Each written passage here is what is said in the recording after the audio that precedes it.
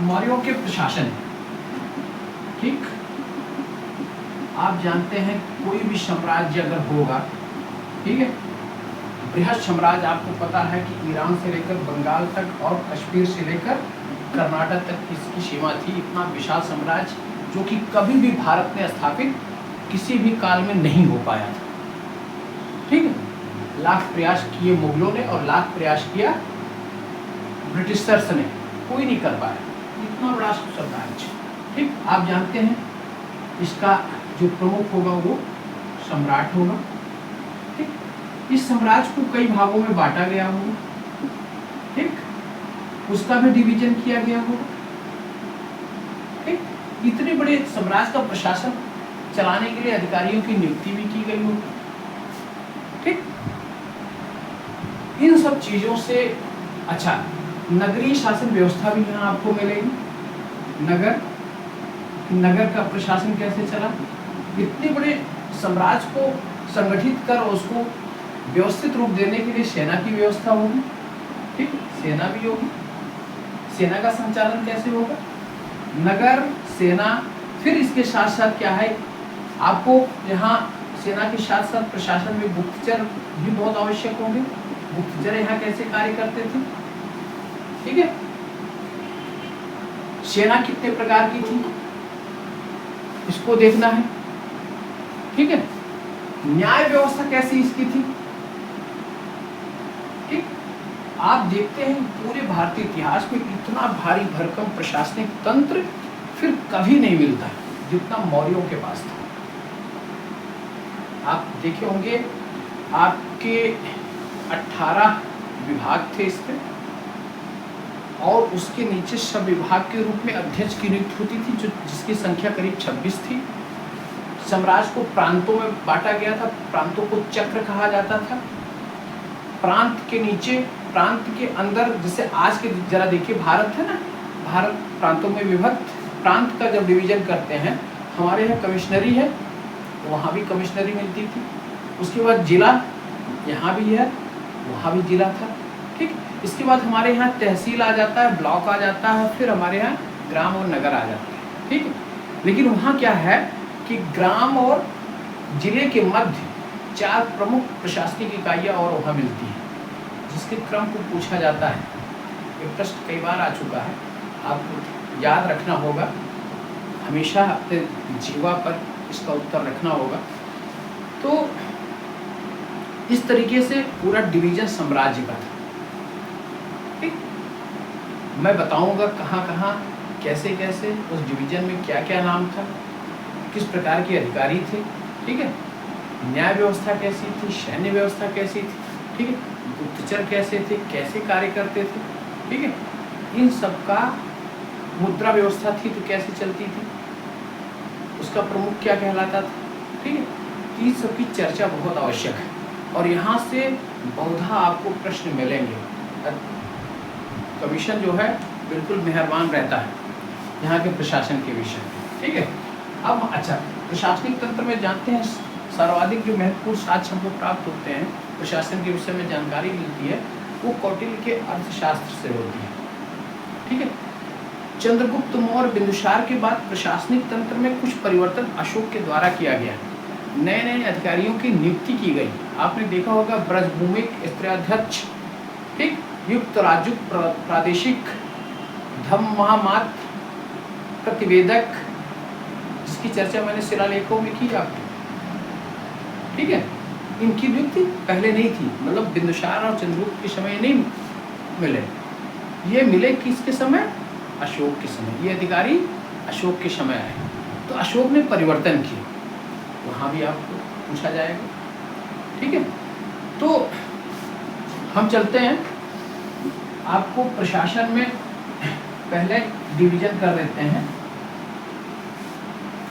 देखिए, साम्राज्य ये बटा किस पे, प्रांत में।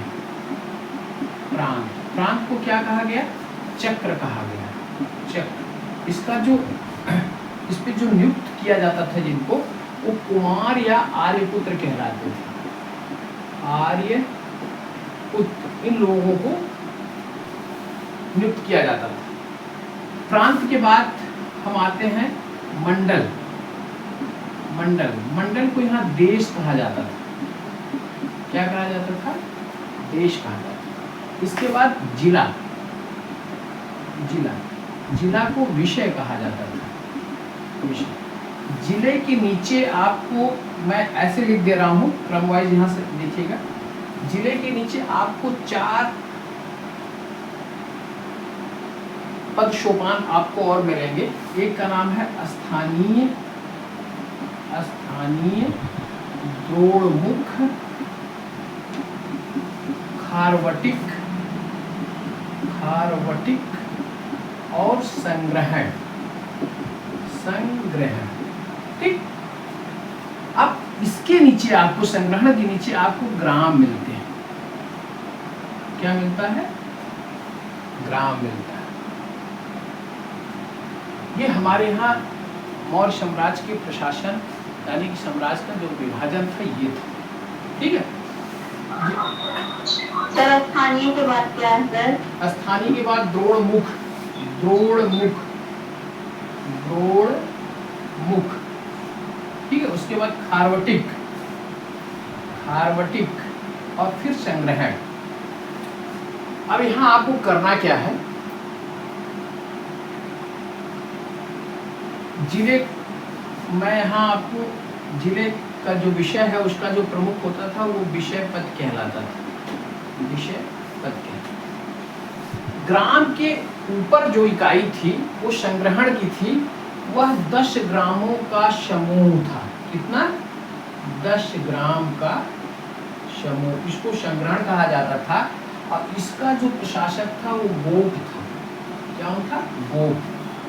ठीक, इसके बाद 200 ग्रामों के समूह, ग्राम किलोग्राम नहीं है, गांव के समूह को खारवटिक, 400 गांव के समूह को द्रोणमुख और 800 गांव के समूह को स्थानीय कहा जाता है। ठीक, क्रम को मत भूलिएगा। यहाँ आपको एक दिक्कत क्या आती है, गलती क्या होती है?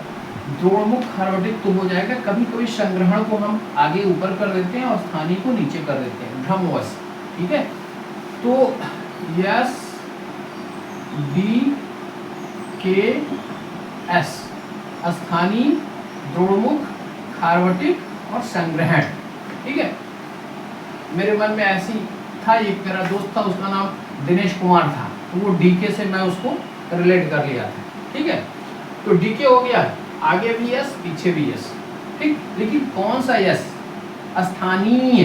ठीक है, जो गोप के ऊपर ये वो रहता था ना, इसके अधिकारी को स्थानिक कहा जाता था। स्थानिक, और ये क्या है? स्थानीय।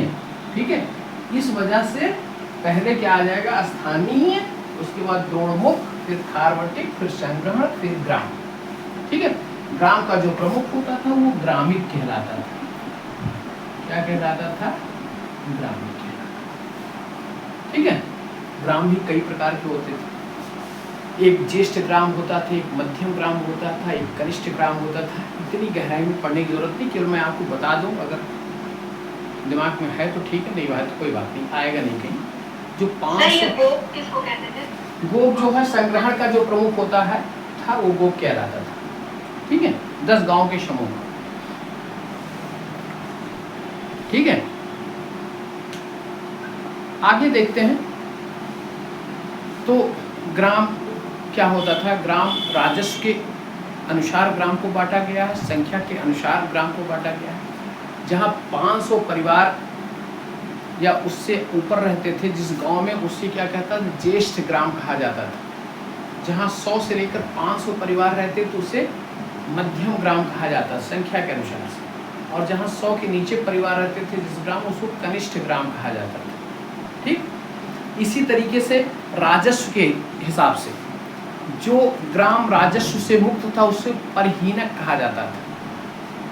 ठीक, जो राजस्व को वस्तुओं के रूप में देता था, अन्न के रूप में देता था राजस्व को, उसको आयुधीय भंडारवाद ग्राम कहा जाता था। ठीक है, और जो नियमित राजस्व देते थे उसको एक शब्द है परिहीनक दंड प्रणीत, ठीक है, ये ग्राम कहा जाता था। इसलिए हमको ग्राम के विभाजन से प्रश्न कभी नहीं आएगा, केवल ग्राम जानते रहिए, ये तो मैं आपको ऐसे ही बता दिया हूँ, ठीक है। अब हम क्या करते हैं कि लेकिन प्रश्न जो महत्वपूर्ण आएगा कहाँ से, ये स्थानीय द्रोणमुख खारोटिक संग्रहण, इसको तो किसी भी तरीके से याद कर लीजिएगा, जैसे अपने आप बाप दादा का नाम याद करते हैं वैसे ही याद करिएगा, क्योंकि ये प्रश्न बहुत महत्वपूर्ण है, इसको कदाप भूलिएगा। स्थानीय 800 ग्राम, द्रोणमुख 400 ग्राम का समूह और खारोटिक 200 ग्राम और संग्रहण 110 ग्राम का। यहाँ कहीं कहीं किताबों में भ्रमोस आपको 100 ग्राम में मिलेंगे, ठीक है, 100 ग्राम नहीं वो 10 ग्राम, ठीक है, ये हो गया। आगे चलते हैं। मौर्य साम्राज्य को चलाने के लिए एक भारी भरकम अधिकारियों की फौज रहती थी जिसे महामात्य कहा जाता था। एक जो विभाग, अच्छा इसमें क्या था, ये मंत्री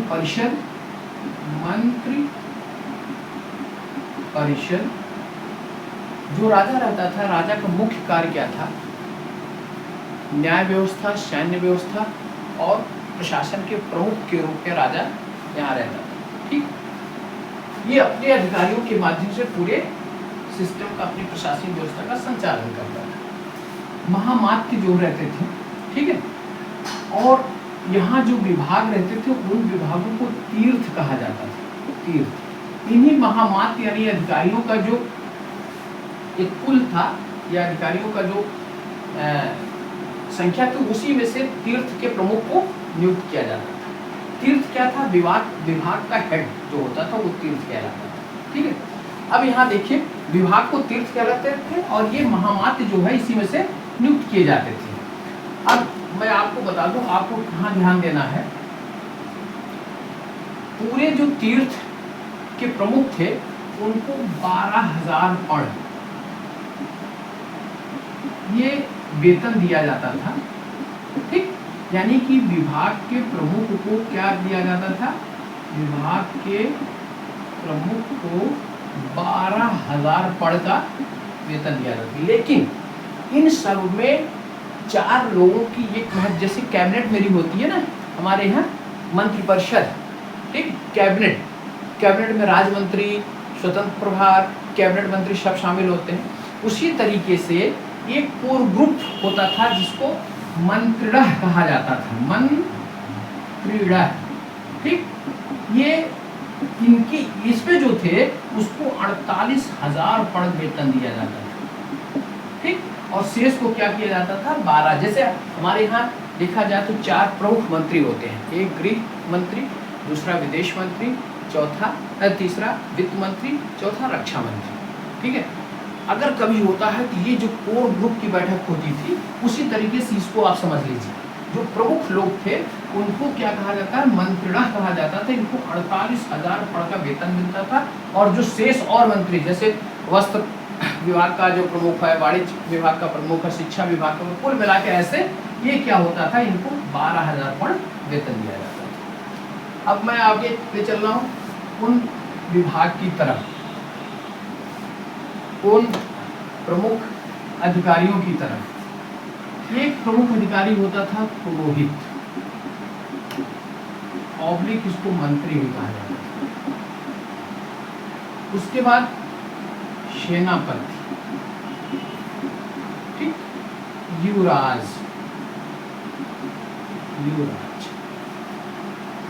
फिर उसके बाद क्षमाहर्ता,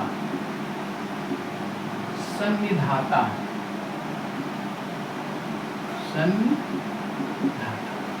ठीक। ये देखिए कोर ग्रुप जो मंत्रिणः रहती थी उस पे ये शामिल थे, सेनापति, मंत्री, युवराज उसमें शामिल थे, ठीक है। सेनापति सेना का प्रमुख है, यह धार्मिक से लेकर न्याय से लेकर सब मामलों में राजा का प्रमुख क्या कर सलाहकार रहता था। युवराज राजा के बाद जो प्रमुख स्थान रहता था वो युवराज कहलाता था। समाहर्ता और सन्निधाता, इन दोनों पद को आप देख लीजिएगा, ये दोनों शब्दावली बहुत महत्वपूर्ण है। समाहर्ता कौन था?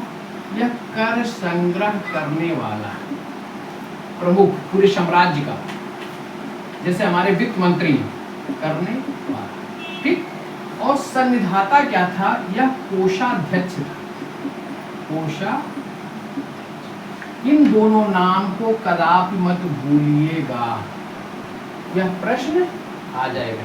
वैदिक काल में जरा बताइए कि कर संग्रह करने वाला और कोषाध्यक्ष किन नामों से जाने जाते थे? कोई बताए?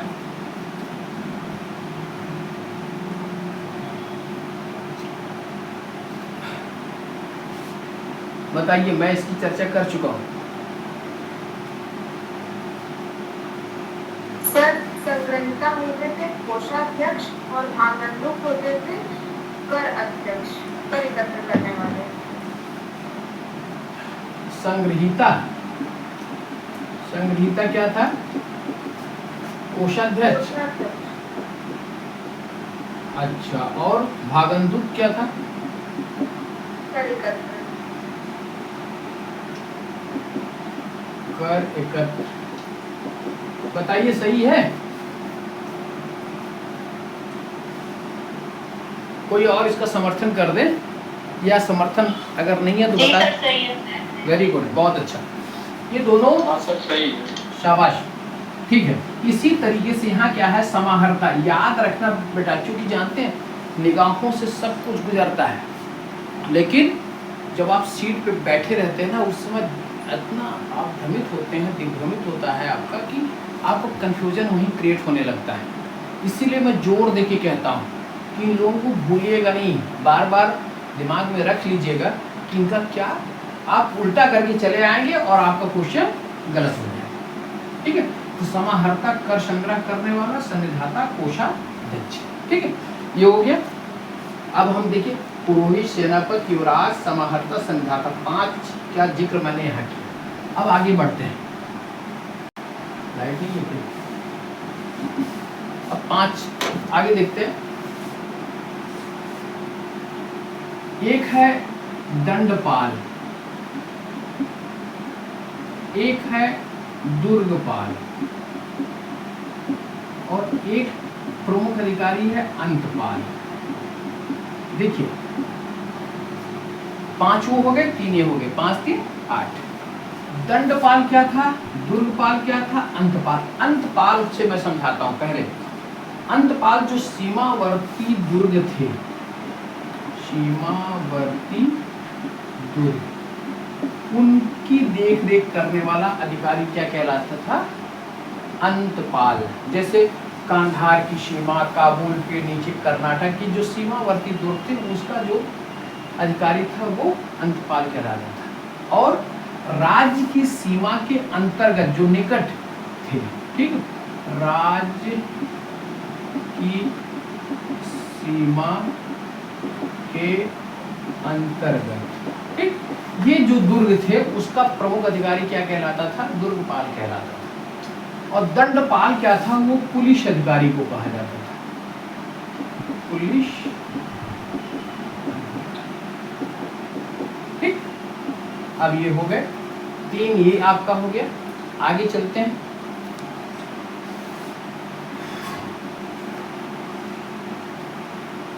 पाँच 3 8 हो गया। आगे देखते हैं। प्रदेष्टि, या इसको प्रदेष्टा भी कहा जाता है, आपकी प्रदेष्टा। फिर व्यावहारिक, हारिक, ठीक, और नागरक, नागरक, और कह सकते हैं अंतर्वशिक, अंतर्वशिक,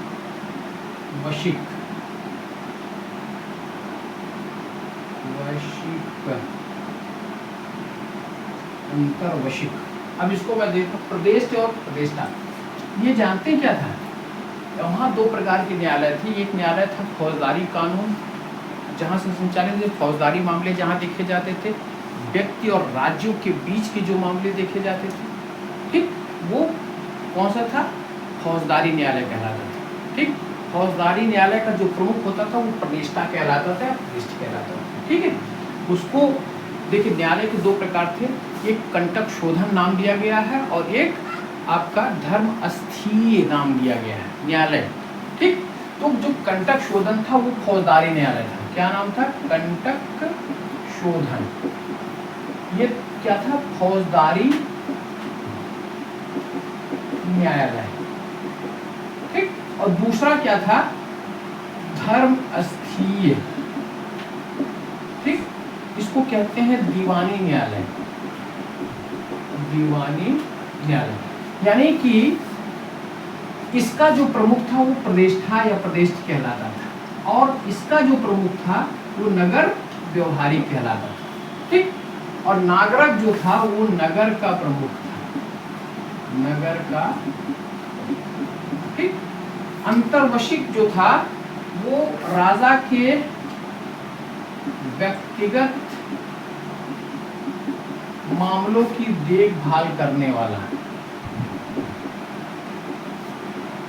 देखभाल करने वाला, ये अंतर्वशिक कहलाता था। देखिए, अब वहां 8 थे, 8 और 4 12 हो गए। ठीक है, उसके बाद अब इसमें भी जैसे समाहर्ता और सन्निधाता था, उसी प्रकार से प्रदेश और व्यवहारी को कदाप मत भूलिएगा। ठीक है, ये आपके बहुत ही महत्वपूर्ण प्रदेश और व्यवहारी, ये बारंबार पूछे जाने वाले प्रश्न है। ठीक है, इसको भी आप कदाप मत भूलिएगा। आगे हम चलते हैं।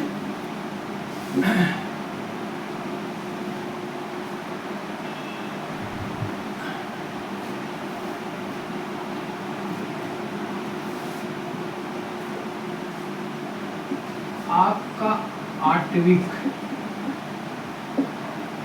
प्रशास्ता,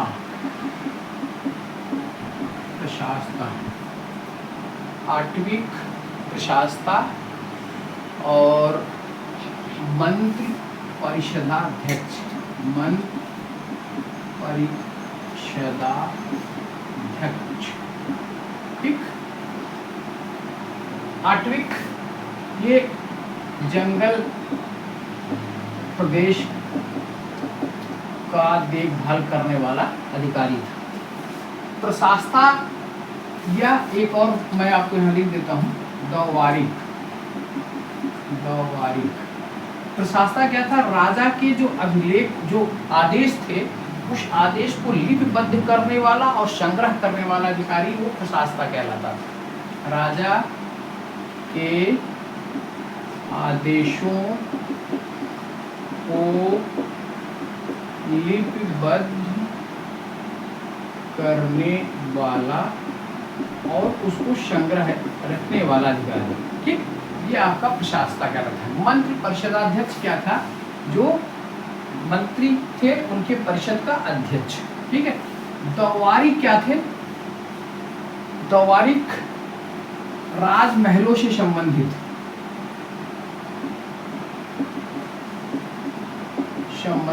कार्यों को देखने वाला। ठीक, अब वहां मैंने कितना किया था? 5 3 8 हुआ था, 12 हो गया था, 12 4 16। ठीक, अब 2 और हैं। 2 में आपका एक आपका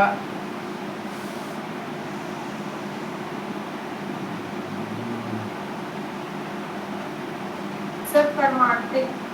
हाँ, कर्मांतिक। देखिए बेटा, कर्मांतिक खानों का अध्यक्ष, कर्मांतिक। और एक कौन था? एक इसमें क्या छूट रहा है? कर्मांतिक आप लिख लीजिएगा। नायक। हाँ, खानों, हाँ ठीक, सॉरी, नायक। यही 2 छूट रहे थे। नायक जो है, या जब कभी सैन्य कार्रवाई होती थी, इसमें सेना का वो क्या कहते हैं, उसको लेके चलने वाला जो प्रमुख अधिकारी था वो नायक कहलाता था। तो कर्मांतिक को आप इसको भी ध्यान में रखिएगा, ये भी बहुत महत्वपूर्ण शब्दावली है। कर्मांतिक खानों का अध्यक्ष, इस तरीके से 18 वहाँ पर आपके विभाग और उसके प्रमुख होते थे। ठीक, जो जैसे मंत्र हमारे यहाँ कैबिनेट है उसी तरीके से वहाँ थी। उसके बाद जो विभाग होते थे उसके जो प्रमुख थे उनका जो कार्य था, ठीक है, ये तो मंत्री का था। अब विभाग का प्रमुख, विभाग का क्या नाम था जरा देख लीजिए, यहाँ 26 विभाग की बात आती है। इसके प्रमुख को मजिस्ट्रेट कहा है, मेगस्थनीय मजिस्ट्रेट कहा है। अब यहाँ देखिए कि कौन कौन सा विभाग क्या क्या कार्य करता था, यहाँ भी आपको प्रश्न मिल जाएंगे। यहाँ से भी कमीशन खूब पूछता है, इस पर विशेष ध्यान रखिएगा।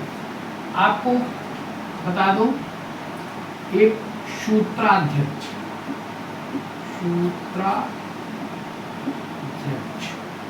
दूसरा सीताध्यक्ष, तीसरा शूनाध्यक्ष, चौथा संस्थाध्यक्ष, और एक और सूत्रा हो गया, शूना है? नहीं, उसके मैं एस से शुरू होने वाले एक साथ कर दे रहा हूँ उसको। ओसे पौधवा है, पत्तना है, ये तो अलग है। एक यस मतलब स शब्द से शुल्काध्यक्ष, वेरी गुड, शुल्काध्यक्ष। ठीक, अब देखिए यहाँ क्या करना है आपको। यहाँ 3 ये अध्यक्ष, ये बहुत महत्वपूर्ण है। शुल्क नाम से ही आपको कर वसूलने वाला विभाग जो है, कर वसूलने, शुल्क वसूलने वाला। ठीक, सूत्रा जो है वो कढ़ाई बुनाई से संबंधित। ठीक, लेकिन ये तीनों आप ध्यान रखिएगा। यहाँ से सीताध्यक्ष, शूनाध्यक्ष, संस्थाध्यक्ष बहुत ही महत्वपूर्ण है। बिल्कुल इन तीनों में से आप ध्यान रखिएगा। मेरी बात अगर आपको उस समय याद आएगी तो देखिएगा यहाँ से प्रश्न आपको मिल जाएंगे। ये हो सकता ना आए, ये हो सकता ना आए, लेकिन ये तीनों तो जरूर आ जाएंगे। अब देखिए, चूंकि उस समय संपूर्ण भूमि राज्य के नियंत्रण में रहती थी, इसलिए राजकीय भूमिका पर कृषि कराने वाला प्रमुख अधिकारी है। यानी कि जो कृषि भूमि होती थी उसका जो प्रमुख होता था वो सीताध्यक्ष कहलाता था। ठीक, शूनाध्यक्ष यानी कि बूचड़ खाने का अध्यक्ष। ठीक, संस्थाध्यक्ष क्या था? व्यापारिक मार्गों का देख रेख करने वाला। जैसे आजकल जो राष्ट्रीय राजमार्ग हैं, राज्य मार्ग हैं, उसी तरीके से व्यापारिक मार्गों का देख रेख करने वाला वो था, वो संस्थाध्यक्ष था। ठीक है, यहाँ तीनों मेरी इस बात को आप बिल्कुल किसी भी तरीके से दिमाग में हमेशा रखिएगा। ये प्रश्न आपको कहीं न कहीं से आ सकते हैं, मिल जाएगा। ठीक है, तो सीताध्यक्ष, शूनाध्यक्ष, संस्थाध्यक्ष, इसको तो बाय नेम आप पहचान लेंगे। सूत्राध्यक्ष मतलब कढ़ाई बुनाई से, शुल्काध्यक्ष कर वसूलने से। ठीक है, अब जरा सोच लीजिए, व्यापारिक मार्ग की चर्चा आ गई थी मेरे दिमाग में, एक मार्ग आ गया वहां पर। वहां 2 प्रमुख मार्ग थे, एक था उत्तरापथ और एक था दक्षिणापथ। बता सकते हैं उत्तरापथ और दक्षिणापथ कहाँ से कहाँ तक था? कोई बताए? पानी में कोई बताए? उत्तरापथ और दक्षिणापथ।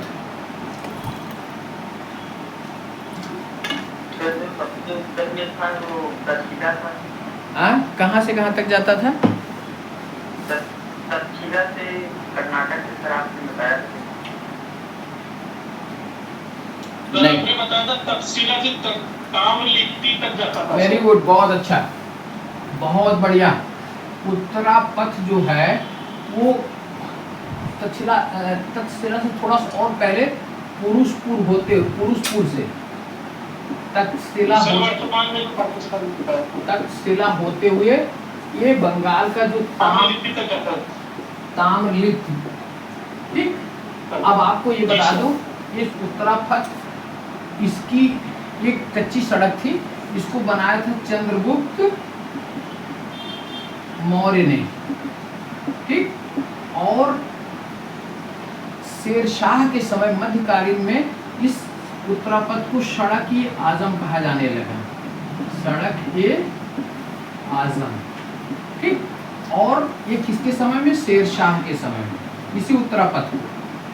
और ब्रिटिश सरकार के ज़माने में ऑकलैंड के समय में यह जीटी रोड हो गया, जीटी रोड नाम से। किसके समय में? ऑकलैंड। बता सकता कोई ऑकलैंड का टाइम पीरियड कब से कब तक था गवर्नर जनरल के रूप में? कोई बता दे। मैं शुरू का पहला जब लेक्चर लिया था तब मैं इस चीज़ की चर्चा किया था और मैं पूरा इतिहास आपको बताया था किस तरीके से शासकों के बीच इतिहास चलता रहा, इसकी चर्चा मैंने किया। सर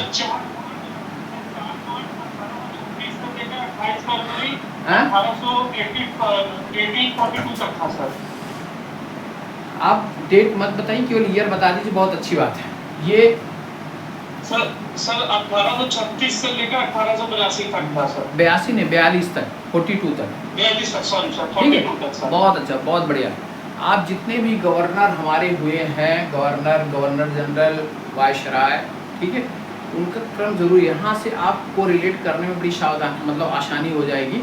जब कोई घटना परिघटना की बात होगी ना, तो आप खट से आपके दिमाग में आ जाएगा जिस समय कौन सा था, ये इसके शासनकाल की घटना है। और अक्सर एक प्रश्न यहाँ से भी पूछा जाता है, किसके शासनकाल में ये हुआ। अगर आपको ईयर पता होगा तो ये तुरंत आप लगा लेंगे और प्रश्न आपने सही कर ले जाएंगे। तो ये ऑकलैंड के समय में जीटी रोड कहलाया, शेरशाह के समय में सड़क ए आजम कहलाया, और चंद्रगुप्त मौर्य के समय में यह उत्तरा पथ कहलाया, ठीक।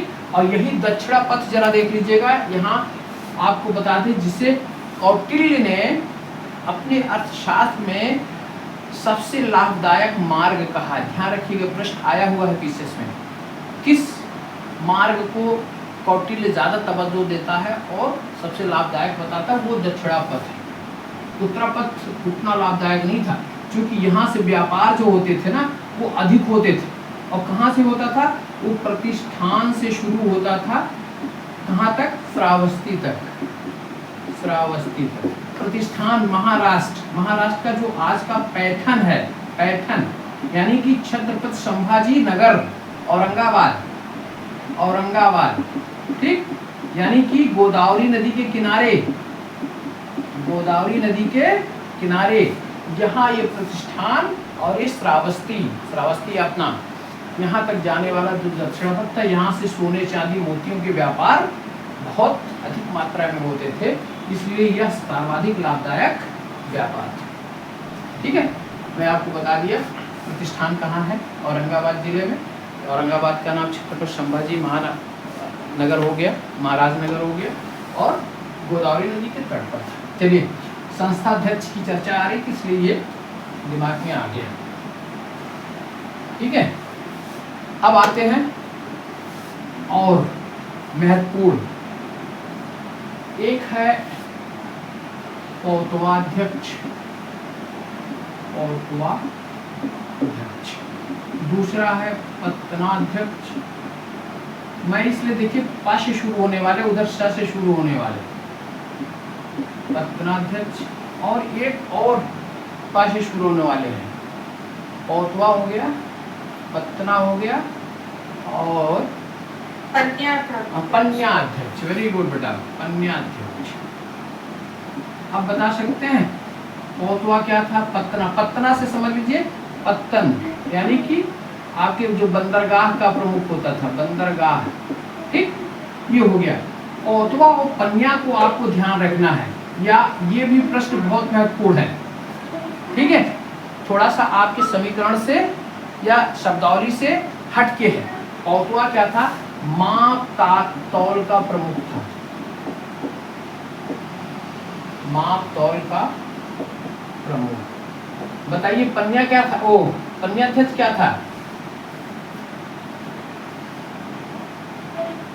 वाणिज्य व्यापार व्यापार वाणिज्य, व्यापार वाणिज्य। अब इतने अध्यक्षों में आप क्या क्या?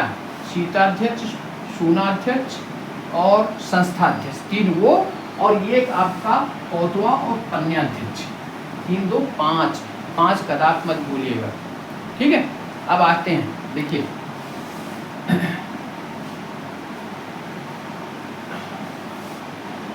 एक और पूछा जाएगा, विविताध्यक्ष, विविता अध्यक्ष। बताइए, एक विविताध्यक्ष है और एक आपका उपाध्यक्ष, एक आपका लक्षणाध्यक्ष, एक आपका जो महत्वपूर्ण है लक्षणाध्यक्ष, विविताध्यक्ष है तो और भी लौहवाध्यक्ष, देवताध्यक्ष, ये सब तो नामों से ही पता चल जाएगा, ठीक। ये धातु आदि के कार्यों को, मतलब उससे संबंधित चीजों को देखने वाला प्रमुख था। देवता जो है धार्मिक कार्यों का प्रमुख था। लक्षणाध्यक्ष क्या था और विविताध्यक्ष क्या था? बताइए, कोई बता सकता? लक्षणाध्यक्ष टकसाल, सिक्के जहां होते थे, ठीक, सिक्के जारी करने वाला जो प्रमुख विभाग होता था, उसका प्रमुख होता है लक्षणाध्यक्ष।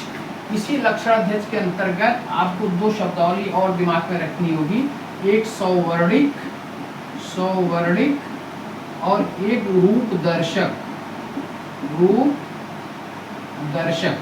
ये लक्षणाध्यक्ष के अंतर्गत आने वाले। देखिए ये पूरा मुद्रा जहां से जारी होता था उसका प्रमुख था, हेड, सारे साम्राज्य का जो मुद्रा, वो लक्षणाध्यक्ष कहलाता था। सौवर्णिक क्या था? जहां से मुद्रा जिस, हाँ जी, इसमें दूसरा क्या बताया था इसमें? लक्षणाध्यक्ष और सौवर्णिक के बाद रूप दर्शक, रूप दर्शक, ठीक।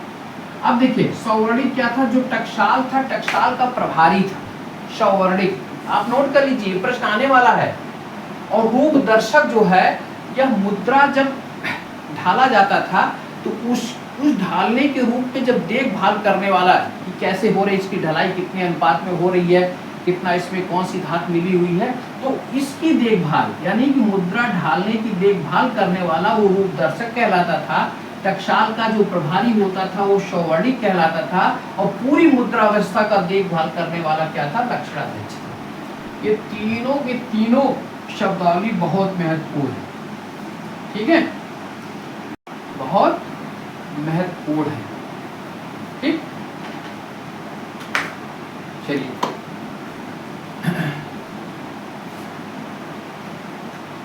एक शब्दावली आपको आएगा, मुद्राध्यक्ष,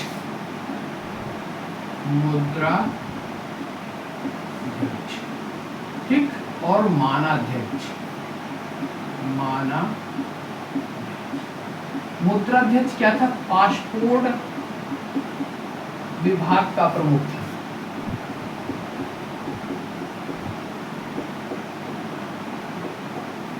मानाध्यक्ष क्या था? कोई बता सकता है?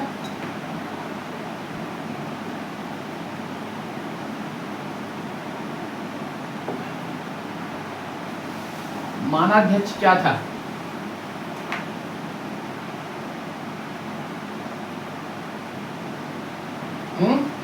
दूरी मापने का, कहां से कहां तक कितनी दूरी, इसका जो प्रमुख था वो मानाध्यक्ष था। मुद्राध्यक्ष भी ध्यान रखिएगा, मानाध्यक्ष भी ध्यान रखिएगा, विविता अध्यक्ष, शीताध्यक्ष, शूनाध्यक्ष, संस्थाध्यक्ष और पौत्वाध्यक्ष और आपका लक्षणाध्यक्ष, इतने और बहुत। सर विविधाध्यक्ष और कुप्याध्यक्ष विविताध्यक्ष चारागाह का प्रमुख था, ठीक है। जो चारागाह होते थे पूरे क्षेत्र में, उनका जो विभाग का हेड था देखभाल करने वाला, वो विविताध्यक्ष था। मैंने तो लिखा है उस पर। और सर कुप्याध्यक्ष जो है वो वन विभाग का प्रमुख था, वन विभाग का प्रमुख था कुप्याध्यक्ष, ठीक है। हो गया? जी सर। एक लहवा अध्यक्ष क्या है? हैं? क्या करें? लहवा अध्यक्ष। लोहा अध्यक्ष जो है धातुओं का, जो धातु थे, जैसे वहाँ से लोहा, सोना, चांदी जो भी रहते थे, उसका जो प्रमुख रहता था वो धातुओं का, जितनी धातुएं वहाँ पे, चूँकि जानते हैं खानों के ऊपर राज्य का नियंत्रण रहता था और राज्य ही खनन कार्य करवा सकती थी, इसलिए जो है उसका प्रमुख क्या था? लोहाध्यक्ष था, ठीक है। मुझे लग रहा है कि 26 मजिस्ट्रेट में जो भी जितनी भी चर्चा हुई मैंने ध्यान नहीं दिया, लेकिन इतना महत्वपूर्ण है, ठीक है। और शेष आप देख लीजिएगा किताबों से भी, लेकिन इतना बहुत महत्वपूर्ण है, ठीक है। अब हम आते हैं, देखिए यहाँ के बाद आते हैं यहाँ की नगर प्रशासन और सैन्य प्रशासन। नगर प्रशासन, देखिए आपको बताऊं, नगर प्रशासन की जो चर्चा मिलती है वो मेगास्थनीज की इंडिका से मिलती है। मेगास्थनीज की जो इंडिका रहती है, इंडिका यहाँ से हमको प्राप्त होती है। नगर प्रशासन के बारे में मेगास्थनीज ने वर्णन किया। मेगास्थनीज के 2 स्टेटमेंट आप याद रखिएगा। उन्होंने कहा कि भारत में दास प्रथा नहीं थी और यहाँ के जन समुदाय को उन्होंने 7 जातियों में बांटा था। अब वो कितना देख पाया, कितना समझ पाया, हमारे यहाँ जाति व्यवस्था कैसी थी, इन्होंने 7 जातियों में बांटा, ठीक। और क्या कहा, यहाँ पर दास प्रथा नहीं थी और भारत में अकाल नहीं पड़ते थे, ठीक है। 3 प्रमुख स्टेटमेंट आप मेगास्थनीज का जानते रहिएगा, ये स्टेटमेंट आ सकते हैं। भारत में अकाल नहीं पड़ता, भारत में दास प्रथा नहीं थी और भारत मैं क्या बोला हूँ, एक दास प्रथा नहीं थी, एक अकाल नहीं पड़ता और 7 प्रकार के समुदाय का उल्लेख मेगास्थनीज करता है, ठीक है। इसमें समाज जब आएगा तो मैं बताऊंगा, जिसमें दार्शनिक है, किसान है, अहीर है, पशुपालक जिसको कहा गया, और उसके बाद कारीगर या शिल्पी, फिर सैनिक, सभासद और निरीक्षक। ये 4 समुदायों में 7 समुदायों में ये बांटा है मेगास्थनीज भारत, और कहा कि यहाँ दास नहीं होते थे, जबकि अर्थशास्त्र में आपको 9 प्रकार के दास का उल्लेख मिल जाएगा, ठीक है। लेकिन मेगास्थनीज कहता है नहीं, और यहाँ अकाल नहीं पड़ते थे। और आपको अकाल से संबंधित मैंने पूरा एक अभिलेख की बात की थी, बता सकते हैं किससे पता चलता है अकाल के विषय में? कौन सा अभिलेख था बताइए, कौन सा अभिलेख था जिससे भारत में अकाल की पुष्टि? सोमगौड़ा सर। और कोई? और महास्थान। महास्थान कहाँ पड़ता है? शाहगौरा कहाँ पड़ता है? वेरी गुड, ठीक है। अब मेगास्थनीज कहता नहीं, यहाँ अकाल नहीं होती, ठीक। अब देखिए हम आ गए नगर प्रशासन। मेगास्थनीज कहता है यहाँ का नगर प्रशासन वो 30 सदस्यों की 6 समितियों द्वारा संचालित होती थी, ठीक। प्रत्येक समिति में 5-5 सदस्य होते थे, ठीक। नगर का जो प्रमुख होता था उसको एरिस्टोनोमोई कहा गया, ठीक। एरिस्टोनोमोई नगर का प्रमुख क्या कहलाता था मेगास्थनीज के अंदर? एरिस्टोनोमोई कहलाता था। 30 सदस्यों के द्वारा नगर का प्रशासन किया जाता था। प्रत्येक 6 समितियां गठित की जाती थी। प्रत्येक समिति में 5-5 सदस्य होते थे। ये वर्णन किया है मेगास्थनीज ने। किसने किया? मेगास्थनीज ने। मेरे एक एक शब्द को ध्यान रखिएगा, यह कहीं भी प्रश्न पूछा जा सकता है किसी भी रूप में। सदस्य कितने थे, समितियां कितनी थी, कितने प्रत्येक समिति में सदस्य थे, उसका प्रमुख क्या था, कोई भी प्रश्न आ सकता है। ठीक है। अब यहाँ एक प्रमुख जो आने वाला और महत्वपूर्ण है नगर से संबंधित, जो 6 समितियां थी उसमें आप समझ लीजिएगा प्रथम, द्वितीय, ठीक, तृतीय, चतुर्थ, पंचम और षष्ठ बता सकते हैं। अब यहाँ से प्रश्न उठेगा आपका, एक प्रश्न यहाँ से भी बनेगा कि प्रथम समिति क्या कार्य करती थी, द्वितीय क्या क्या कार्य करती थी, तृतीय कौन सा कार्य करती थी। ठीक है। अब आपको बता दूं, उद्योग और शिल्प की देखरेख नगर में ये प्रथम समिति करती थी, 5 सदस्यों। द्वितीय जो थी वो विदेशियों की देखभाल, विदेशियों की देखभाल, ठीक, यह द्वितीय करती थी। तृतीय जन्म मरण का ब्यौरा, यह रखती थी तृतीय। चतुर्थ व्यापार वाणिज्य। पांचवी वह देखती थी विक्रय वस्तुओं का निरीक्षण, विक्रय वस्तुओं का निरीक्षण। ठीक। ये छठी जो है बिक्री कर वसूलना, बिक्री कर वसूलना। ठीक। अब यहाँ आपको गलती नहीं करनी है और आपको और बता दूं, इन सभी में ये दूसरा तीसरा जरूर याद रखिएगा। ठीक है। हो सकता है कि मिलाने के लिए आ जाए, 4 इसमें से उठा के ए बी करके मिला दे। हो सकता है कि पूछ ले कि दूसरी समिति या तीसरी, इसमें से सर्वाधिक जो महत्वपूर्ण है ये दोनों और तीसरे, दूसरा तीसरा, विदेशियों और जन्म मरण।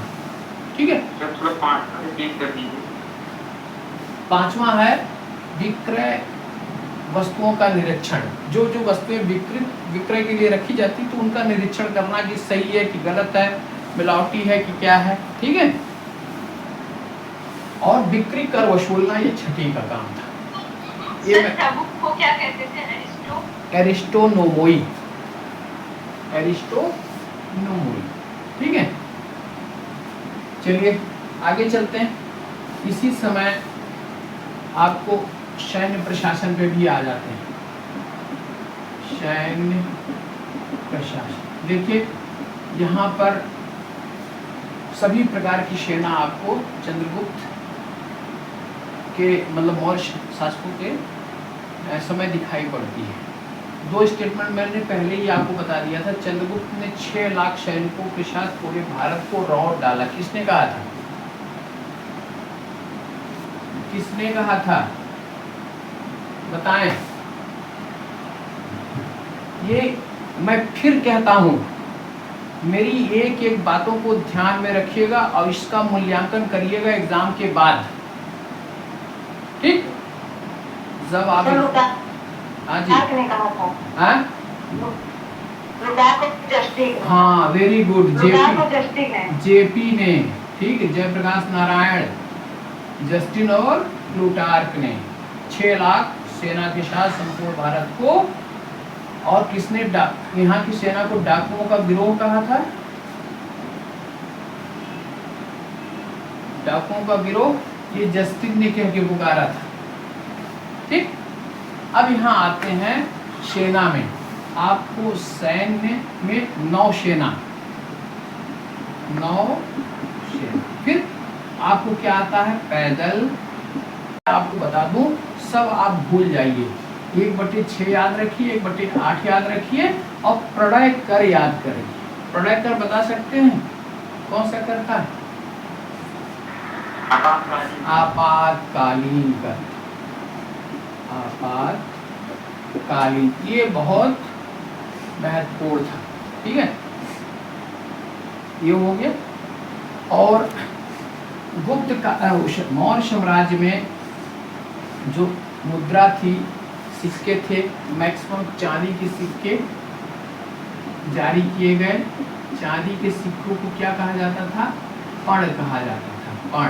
इसका एक नाम रूप या रूप्य भी आपको मिलेगा, ये चांदी का था। तांबे के सिक्कों को क्या कहा जाता था? माशक, अर्धमाशक, काकड़ी, ये तांबे का सिक्का था। सोने के सिक्के को क्या कहा जाता था? सुवर्ण। ठीक है, ये हो गया। इस काल में सर ये अर्धमाशक के बाद क्या लिखे थे आप सर? अर्धमाशक के बाद काकड़ी, सबसे छोटा काकड़ी, ये सबसे छोटा तांबे का सिक्का था। सबसे छोटा सोने का सुवर्ण था। देखिए आप लिख लीजिए, चांदी के सिक्कों को पण या रूप्य कहा जाता था।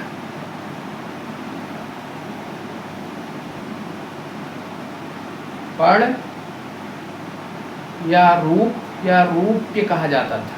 तांबे के सिक्के को माशक, अर्धमाशक और काकड़ी कहा जाता था। काकड़ी सबसे छोटा था, अर्धमाशक माशक का आधा भाग।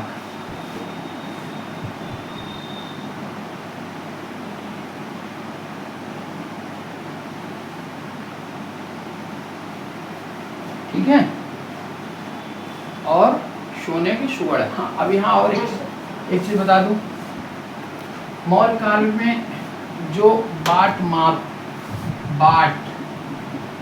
और माप, ठीक, बाट को देख लीजिए। देखिए बाट को सबसे छोटा जो बाट था वो सुवर्ण माशक कहलाता था। सुवर्ण माशक, ये सुवर्ण माशक के बाद कर्ष, और कर्ष के बाद पल, ठीक, और पल के बाद आपका आयमनी। सुवर्णमाशक, कर्ष, पल और आयमनी। ठीक, अब यहाँ देखिएगा 16 सुवर्णमाशक, इसको जरा देखिएगा। 16 सुवर्णमाशक बराबर 16 सुवर्णमाशक बराबर, लिख लीजिए, पहले हम बता रहे हैं। 16 सुवर्णमाशक बराबर 1 कर्ष, 4 कर्ष बराबर 1 पल, और 100 पल बराबर 1 आयमनी। ठीक, ये बाट की सबसे छोटी इकाई से बढ़ते हुए क्रम में हम ले गए हैं। सुवर्णमाशक, कर्ष, पल, आयमनी। 16 सुवर्णमाशक बराबर 1 कर्ष, 4 कर्ष बराबर 1 पल, और 100 पल बराबर 1 आयमनी। ठीक, ये तो बाट हो गया। माप जरा देखिए, माप, बाट के बाद माप मतलब मापना। माप में क्या था? सबसे छोटी इकाई थी परमाणु। परमाणु के बाद रथ, चक्र, विपुट, और फिर लिच्छा, और फिर युका माध्य। ठीक, अब देखिए 8 परमाणु बराबर 1 रथ चक्र विपुट। 8 रथ चक्र विपुट बराबर 1 लिच्छा, और 8 लिच्छा बराबर एक युकामान। ठीक है। और इससे बड़ी जो माप की इकाई थी उसको आढ़क, प्रस्थ और उडुम्ब कहा जाता था। उडुम्ब कहा जाता था। ठीक है।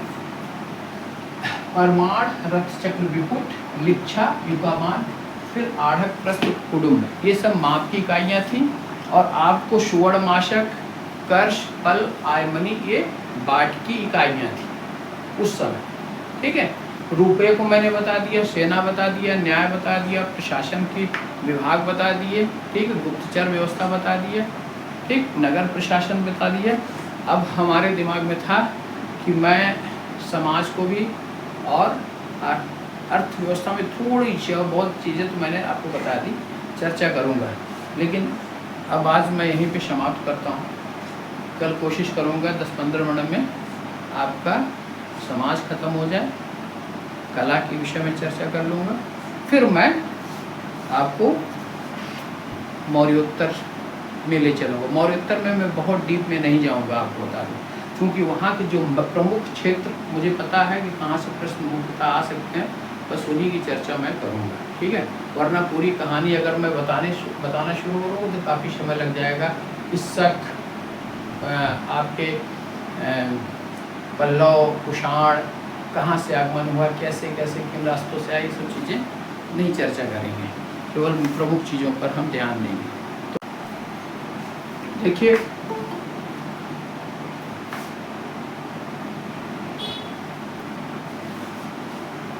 देखिए, समाज, चूंकि आप इसके पहले देखे हैं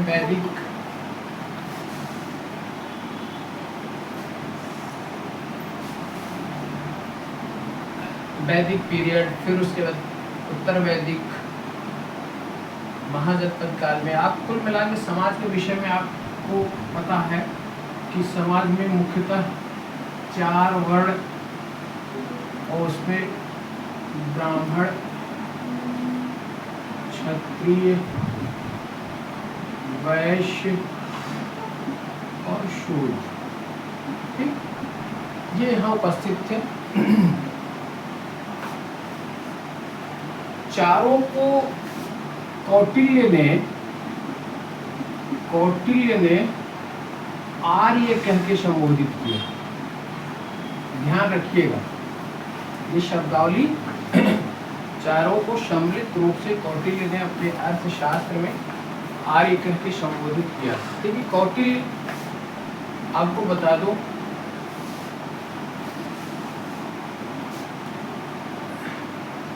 अभी व्हाइट बोर्ड क्लियर नहीं आ रहा है। अच्छा, क्लियर नहीं है?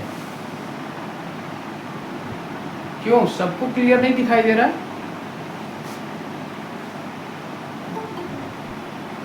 तो क्लियर है। क्लियर है। तो आप देख लीजिए, हो सकता है कुछ नेटवर्क की समस्या आपके यहाँ हो। आप लोगों से एक गुजारिश मेरी है कि आप लोग मैक्सिमम 9:02, 9:03 के आसपास तक ज्वाइन कर लिया करें। ठीक है। 8:58 के आसपास शुरू होगा ज्वाइनिंग आप लोगों की, और 9:23 तक, है ना, 9:02 तक आप इसको ज्वाइन कीजिए, क्योंकि बार बार मुझे एक्सेप्ट करना पड़ता है इसको। ये थोड़ा सा ध्यान रखिएगा। अब मैं आपको प्रश्न जहाँ से आने की संभावना है वहाँ ले चलता हूँ। सम्मिलित रूप से कौटिल्य ने आर्य कहा। कौटिल्य के विषय में कुछ चीज़ें मैं आपको बता देना चाहता हूँ। कौटिल्य के पिता का नाम चड़क था, माँ का नाम यशोमती था। यशोमती।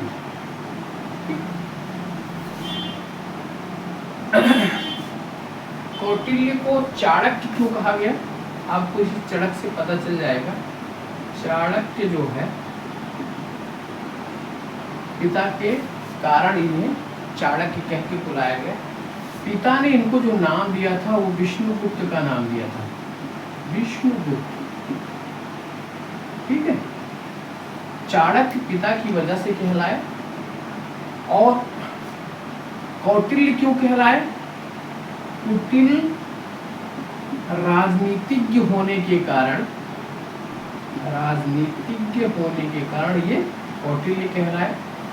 कौटिल्य का एक नाम द्विजर्षभ भी कहा गया। द्विजर्षभ का मतलब होता है श्रेष्ठ ब्राह्मण,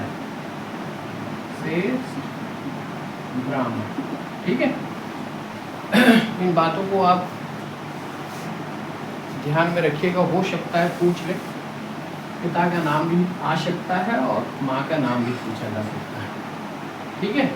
कौटिल्य, द्विजर्षभ, विष्णुगुप्त, चाणक्य किन कारणों से नाम पड़ा है। मैं आपको इसके पहले लेक्चर में अर्थशास्त्र के विषय में मैंने आपको बताया था। मैं कुछ जानना चाहता हूँ आप लोगों से, अर्थशास्त्र में कितने श्लोक हैं, कितने अध्याय हैं और कितने अर्थशास्त्र। आपको श्लोक बताना है, अध्याय बताना है, अध्याय और अधिकरण कितने हैं बता सकते हैं कोई?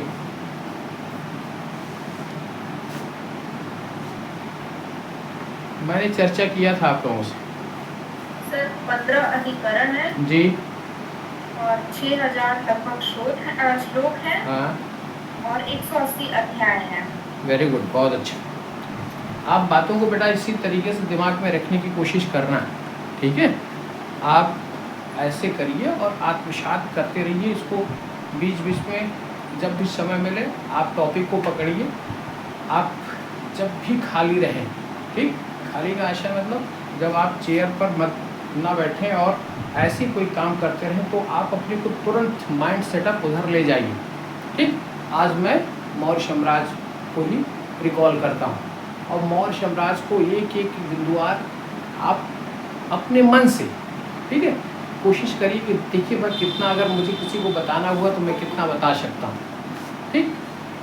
और ऐसे आप करेंगे, जहाँ नहीं आएगा वहाँ आपके पास दो, अगर बाय द वे आपके पास आजकल तो नेट पे सब कुछ मिल जाएगा, वहाँ भी आप तुरंत उसको देख लीजिए कि क्या है, मैं इसको रिकॉल कर रहा हूँ, मुझे क्यों नहीं आ रहा है, ठीक है। ऐसे जब आप करेंगे तो बहुत अच्छी तैयारी आपकी होगी, जिसके लिए लास्ट मोमेंट में आपको बहुत मेहनत करने की ज़रूरत नहीं पड़ेगी, ठीक है। अच्छी बात है, मैं इसीलिए थोड़ा सा जानना चाहा आप लोगों से, ठीक है। अब देखिए सम्मिलित रूप से इन्होंने, कौटिल्य ने आर्य कहा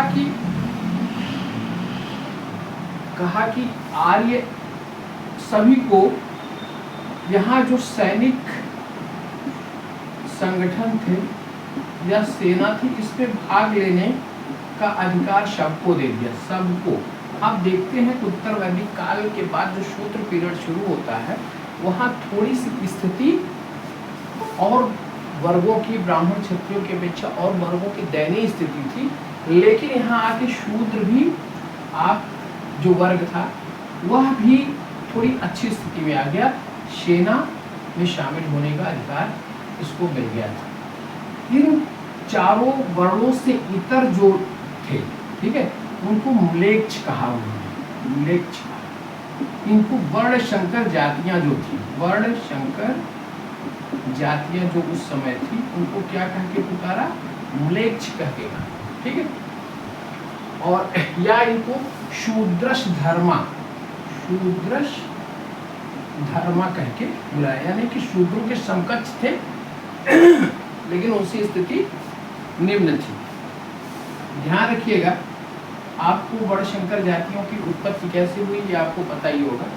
अनुलोम और प्रतिलोम विवाह के द्वारा वर्णशंकर जातियां उत्पन्न हुई, ठीक है। पूछा जाता है अनुलोम विवाह, प्रतिलोम विवाह, सभी को मालूम होगा, सब लोगों ने अध्ययन किया होगा इसका। एक तो अनुलोम विवाह, दूसरा प्रतिलोम विवाह। जब उच्च वर्ण का व्यक्ति पुरुष निम्न वर्ण की स्त्री के साथ संबंध बनाता है और उससे उत्पन्न जो संतान होती है वो वर्णशंकर कहलाती है। उच्च वर्ण का निम्न वर्ण के साथ वो अनुलोम कहलाता है और निम्न वर्ण का पुरुष उच्च वर्ण की स्त्री के साथ अगर संबंध बनाता है तो प्रतिलोम कहलाता है। जैसे ब्राह्मण का अगर क्षत्रिय के साथ, ब्राह्मण पुरुष होगा, क्षत्रिय स्त्री होगी, इनके साथ जो संबंध बनेंगे ये क्या कहलाएगा? अनुलोम। क्षत्रिय ब्राह्मण का वैश्य के साथ अनुलोम, ब्राह्मण का शूद्र के साथ प्रतिलोम। ठीक है, क्षत्रिय का वैश्य के साथ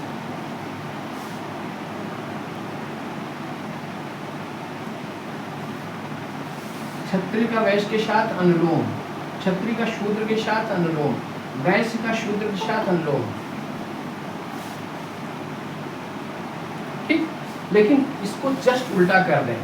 अगर निम्न वर्ण का पुरुष उच्च वर्ण की स्त्री के साथ जो संबंध बनाता है और उससे जो संतान उत्पत्ति होती है वो प्रतिलोम कहलाता है। शूद्र का वैश्य के साथ प्रतिलोम, शूद्र का क्षत्रिय के साथ प्रतिलोम, शूद्र का ब्राह्मण के साथ प्रतिलोम, वैश्य का क्षत्रिय के साथ प्रतिलोम, क्षत्रिय का वैश्य का ब्राह्मण के साथ प्रतिलोम, क्षत्रिय का ब्राह्मण के साथ प्रतिलोम।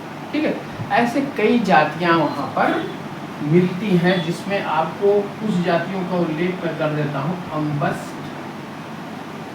ठीक, पाराशौ, उग्र, निषाद, तापस, वैदेहक, चांडाल। देखिए मैं आपको ये नहीं बता रहा हूँ यहाँ पर कि किससे कौन उत्पन्न हुआ है, इसके पूछे जाने की संभावना थोड़ी कम है। ठीक है, थोड़ी कम है, कभी हो सकता है कि आईएएस में पूछ ले। लेकिन एक बात जरूर याद रखना, यहाँ चूंकि कौटिल्य ने चर्चा चांडाल की है, सबसे निम्न अंत्यज जातियों में या म्लेच्छ जातियों में चांडाल शामिल था।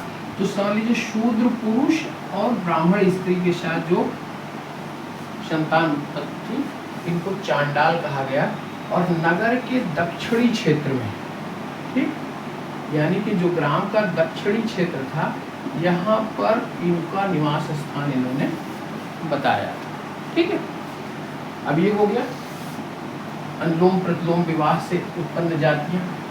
ठीक, शूद्रश धर्मा जिन्होंने कहा। अब आपको मैं यहाँ व्यवसाय की दृष्टि से, ठीक, वर्ग बने थे। जैसे आपका चर्मकार, ठीक, आपका लौहकार, आपका दर्जी, ठीक, जुलाहा जिसको कहते हैं, दर्जी जुलाहा एक ही था। आपको तंतुआय इन लोगों को कहा गया था, तंतुआय श्रेणी के प्रमुख थे। आपने मंदसौर में जब गुप्त में देखेंगे तंतुआय श्रेणी का एक उल्लेख मिलता है वहाँ पर। उसके बाद आपका काष्ठकार यानी कि बढ़ई, ठीक, ये सब वर्ग के रूप में थे और जात में तब्दील हो गए थे। ठीक है, इस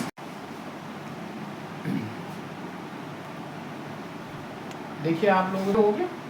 अब यहाँ आपको बता दूं, समाज में कुछ और वर्ग थे। ठीक, उन वर्गों में आपको मैं बता दूं, एक नट या नाटक करने वाला वर्ग, गायक, नृत्य करने वाला, ये वर्ग भी आपके मिलते हैं। यहाँ आपको मैं बता दूं, दो शब्द आने की संभावना प्रबल है, इसलिए चर्चा मैं कर रहा हूँ। नृत्य करने वाले या नाटक करने वाले जो पुरुष होते थे, पुरुष, उनको रंगोपजीवी कहा जाता था। और जो स्त्रियां होती थी उनको रंगोपजीवनी कहा जाता था। आप ये दो शब्दों को जरूर याद रखिएगा, ये शब्द आ सकते हैं। रंगोपजीवी किसे कहा जाता था, रंगोपजीवनी किसे कहा। ठीक, ये हो गया।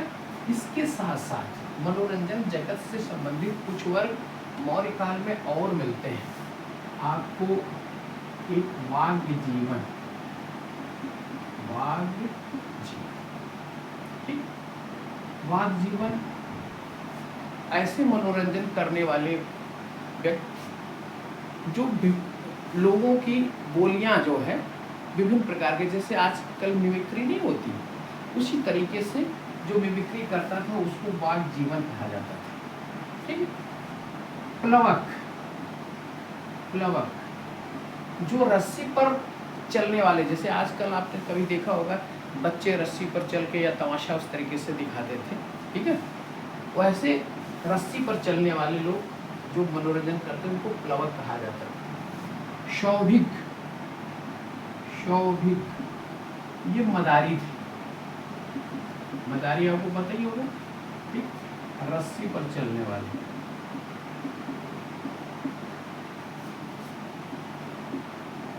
चलकर मनोरंजन करने वाले, आप लोग नोट करते जाइए बेटा, ठीक है। विभिन्न बोल, वाक जीवन मतलब विभिन्न बोलियां बोलकर, आगे आप लिख लीजिएगा, विभिन्न बोलियां बोलने वाले।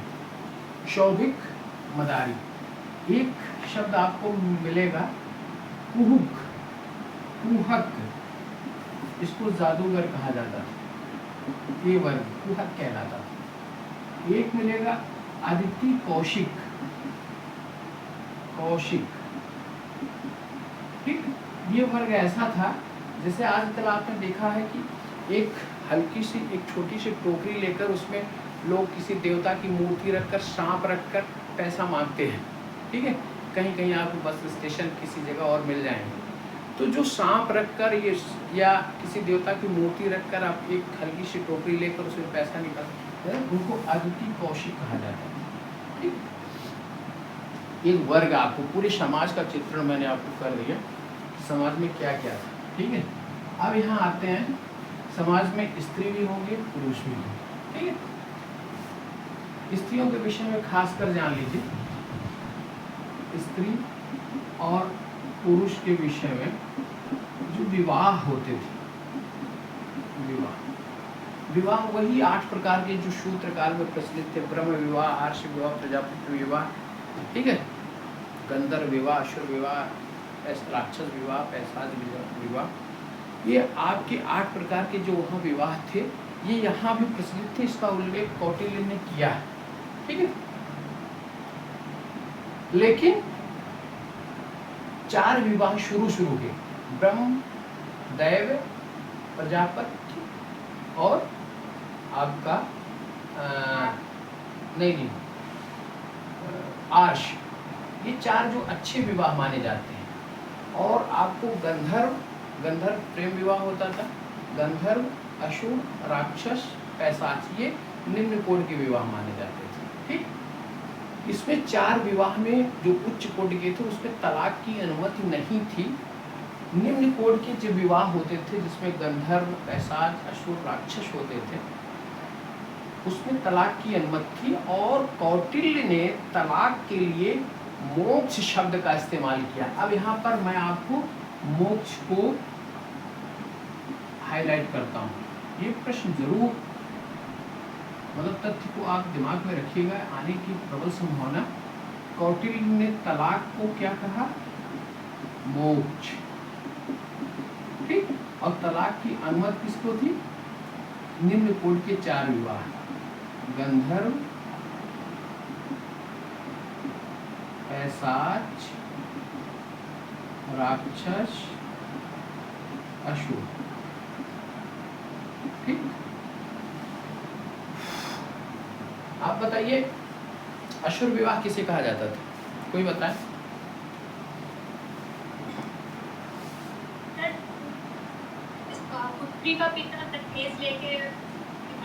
वेरी गुड, बहुत अच्छा बेटा, अच्छा लगता है मुझे तो ऐसे उत्तर जब आप लोग देते हैं, मुझे लगता है कि एक अच्छी दिशा में सब चल रहे हैं।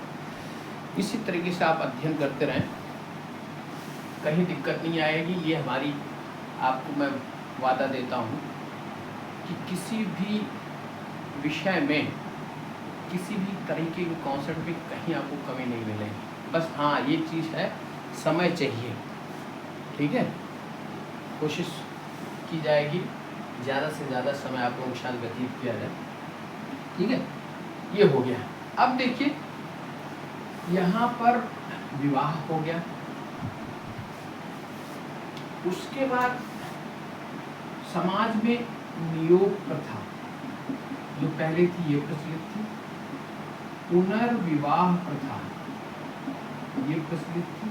अब यहाँ फिर एक प्रश्न आता है, नियोग के विषय में आप लोगों को पता ही होगा, नियोग किसे कहते हैं, ठीक है।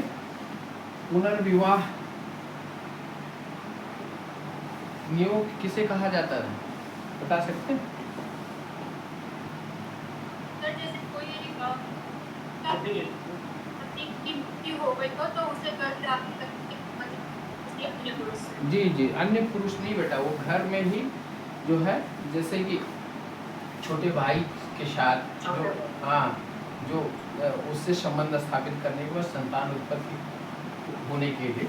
देखिए मैं आपको बताऊं, जो हमारे समाज शास्त्र में अवधारणा है, विवाह का मुख्य उद्देश्य संतानोत्पत्ति, क्योंकि ये सृष्टि इसी प्रकार से संचालित होगी, इसी तरीके से बढ़ती रहेगी, ठीक है। मुख्य उद्देश्य विवाह का ही है, हमारे समाजशास्त्रीय अवधारणा जो, ठीक है। तो कहा गया है कि अगर ऐसी स्थिति आती है तो घर में, और खासकर अगर द्विवर, देवर को, देवर का तत्सम रूप क्या है, देवर को क्या कहते हैं, आएगा आपको द्विवर, दूसरा वर, ठीक है, कहा जाता है। उनके साथ आप विवाह करके आप इस धारणा को आगे बढ़ाएं। पुनर्विवाह, कौटिल्य ने फिर यहाँ से प्रश्न आएगा, इसलिए मैं यहाँ फिर रोक रहा हूँ। पुनर्विवाह को कौटिल्य ने मानता है कि स्त्री और पुरुष दोनों पुनर्विवाह कर सकते हैं, लेकिन किन कंडीशन में कर सकते हैं। कंडीशन क्या है, यदि स्त्री जैसे पति की मृत्यु हो गई, पति की मृत्यु या पत्नी की मृत्यु हो जाए, दोनों, ठीक। दूसरा, पति विदेश चला गया। आप याद करिएगा बेटा, यहाँ मैं हाईलाइट कर रहा हूँ इसलिए ऐसे आएंगे निम्नलिखित में से कौन सा कथन सत्य है, कौन सा असत्य है, तो आप जानते रहिएगा। पति अगर विदेश चला गया, ठीक। एक और कि 8 वर्ष तक कोई संतान ना हो, कोई संतान ना हो तो पुनर्विवाह हो सकता है। और इम्पोटेंसी की स्थिति में, ठीक है, शक्ता की स्थिति में आप पुनर्विवाह कर सकते हैं, ये कौटिल्य ने कहा, ठीक। कौटिल्य ने मान्यता प्रदान की। अब आपको प्रश्न यहाँ, इसको याद रखिएगा, यहाँ से भी प्रश्न आपके आएंगे, ठीक है। ये हो गया विवाह में। आपको बता दें, दहेज प्रथा, डियोडोरस कहता है, मेगास्थनीज कहता है कि दहेज प्रथा प्रचलित नहीं थी, लेकिन कौटिल्य से हमको प्राप्त होता है कि दहेज प्रथा प्रचलित थी, ठीक है। ये बहुत बड़ा इशू नहीं था वहाँ पर, लेकिन डियोडोरस कहता था कि बिना दहेज के ही भारतीय पुरुष विवाह करते थे, ठीक है। देखिए मेगास्थनीज ने क्या किया, जो कि किसके शासनकाल में आया था मेगास्थनीज, टाइम पीरियड क्या था इसका, कब से, हाँ? कब आया था, मैं वही पूछना चाहता हूँ, कब आया था, हैं? आपकी आवाज सुनाई नहीं दे रही, क्या कह रही हैं?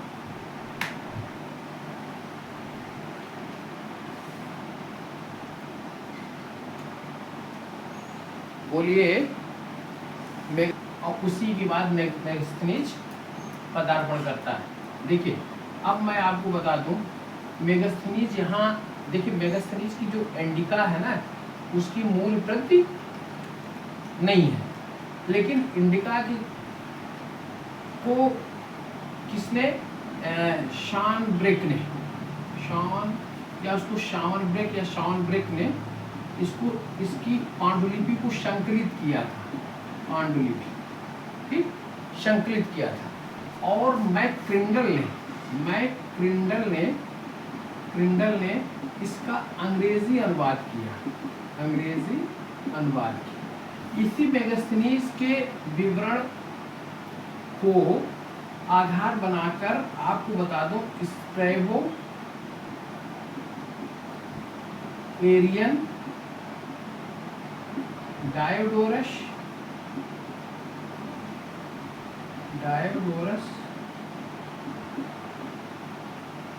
प्लिनी, जस्टिन, प्लूटार्क, इन लोगों ने इसके विवरण को आधार बनाकर अपने तथ्यों को सामने रखा, जो अपना इतिहास लिखा। ठीक है, तो ध्यान रखिएगा, मेगास्थनीज ने भारत में क्या कहा? कहा कि भारत में 7 जातियां थी। 7 जातियां थी। कौन कौन सी? दार्शनिक, अब आपको इसको याद रखना है, दार्शनिक, किसान, अहीर या पशुपालक, अहीर या पशुपालक, शिल्पी ऑब्लिक कारीगर, शिल्पी कारीगर और सैनिक, सभासद, निरीक्षक। ठीक, सैनिक को कहीं कहीं आपको योद्धा, सभासद को पार्षद या मंत्री और निरीक्षक को गुप्तचर। अगर आ जाए तो आप ध्यान रखिएगा, इतने समाज को इतने भागों में विभाजित। उस समय उसको ये समझ में आया, क्योंकि बाहरी व्यक्ति था, इन कार्यों को करते थे, इसलिए उसको लगा कि समाज ऐसे विभाजित है, वहाँ ब्राह्मण, क्षत्रिय, वैश्य, शूद्र का उल्लेख नहीं। इसीलिए उसने क्या कहा? कहा कि यहाँ दास प्रथा नहीं थी, दास प्रथा नहीं थी भारत में, अकाल नहीं पढ़ते थे, अकाल नहीं पढ़ते थे। जबकि दास प्रथा के लिए अर्थशास्त्र में कौटिल्य ने 9 प्रकार के दास का उल्लेख किया है। ठीक है, तो आप इसको जरूर याद रखिएगा। दार्शनिक, किसान, अहीर या पशुपालक, शिल्पी, कारीगर, सैनिक, योद्धा, सभासद, पार्षद या मंत्री, निरीक्षक, गुप्तचर, ये 7 का विभाजन किया। लेकिन इसके साथ साथ इसको भी याद रखिएगा कि दास प्रथा मेगास्थनीज ने कहा नहीं थी, अकाल नहीं पढ़ते थे। यह प्रश्न भी रिपीट हो सकता है, आ सकता है कि किसने कहा है। ठीक है, ये समाज का विभाजन किसने किया? ठीक है,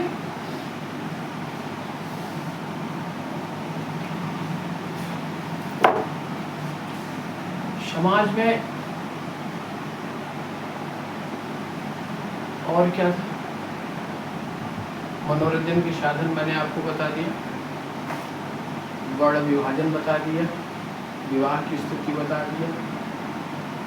ठीक है, शाकाहारी मांसाहारी अनवरत लगातार चलते रहे और स्त्री पुरुष दोनों आभूषण का प्रयोग करते थे।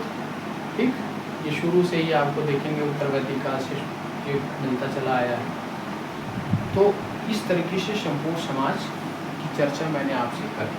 ठीक है, अब देखिए यहाँ की अर्थव्यवस्था में हम देखते हैं, पहली बात जो महत्वपूर्ण चीज है कि अर्थव्यवस्था में कृषि, हाँ ये एक चीज और बता दूं, थोड़ा सा ध्यान देना। कहता है वार्ता, एक शब्दावली आपको मिलेगी वार्ता। वार्ता में क्या शामिल है? कृषि, पशुपालन और वाणिज्य व्यापार।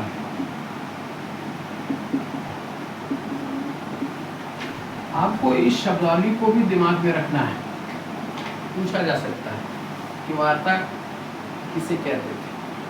कौटिल्य ने वार्ता को यानी कि कृषि, पशुपालन, वाणिज्य व्यापार, यह शूद्रों का भी धर्म बताया।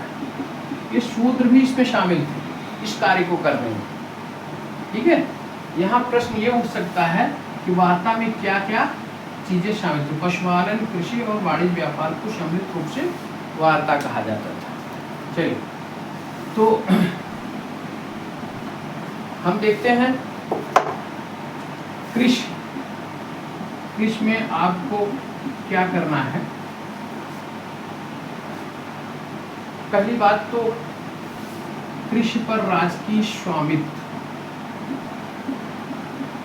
भूमि पर राजकीय स्वामित्व, जो राजकीय भूमि, राजकीय कृषि होती थी, राजकीय कृषि, ठीक, इसको इससे जो कर प्राप्त किया जाता था उसको सीता कहा जाता था।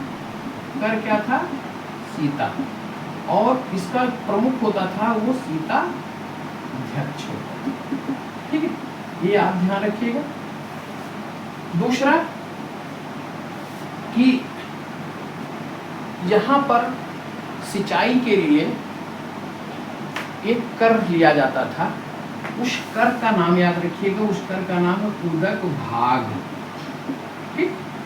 देखिए कृषि के क्षेत्र में जो भू राजस्व लिया जाता था वो आपको 1/6 भाग लिया जाता था, लेकिन मेगास्थनीज कहता है कि 1/4 लिया जाता था, अर्थशास्त्र में उल्लेख है 1/6, और इसी 1/6 को घटाकर रोमन देय अभिलेख में क्या मिलता है? 1/8 मिलता है, ठीक। अब सिंचाई के लिए कर था, उसको उदक भाग कहा जाता है। कर का क्या नाम था? उदक भाग। वह 1/5 से 1/3 भाग लिया जाता था सिंचाई से, ठीक। सिंचाई राजकीय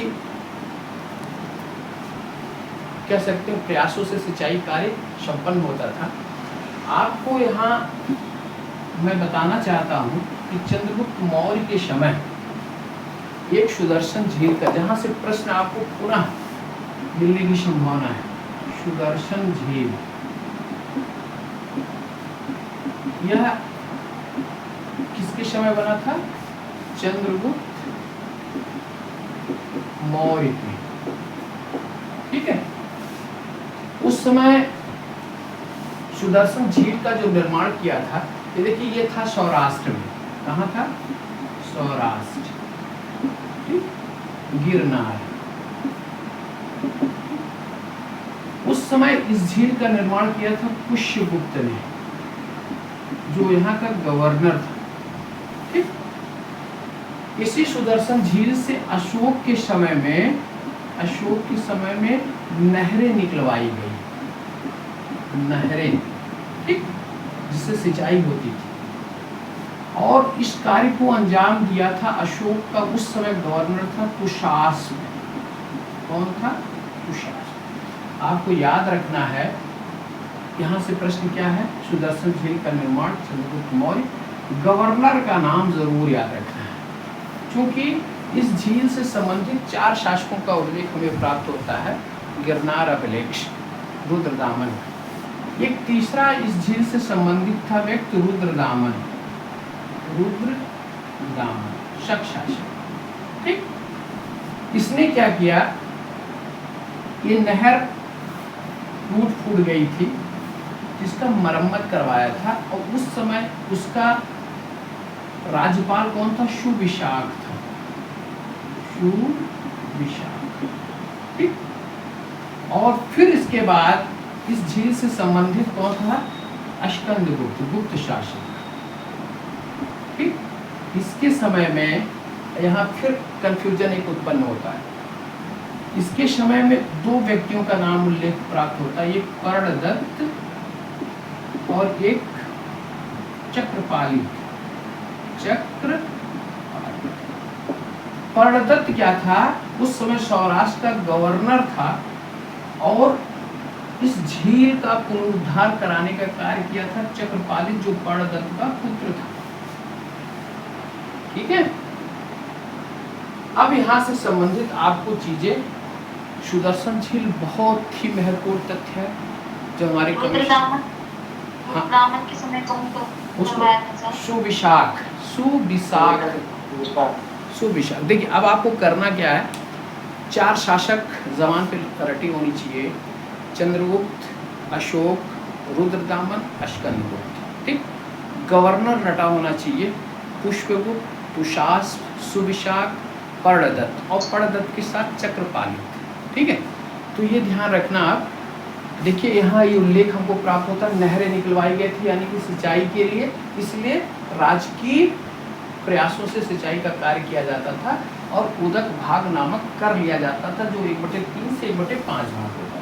ठीक है, ये हो गया। आपको मैं बता दूं,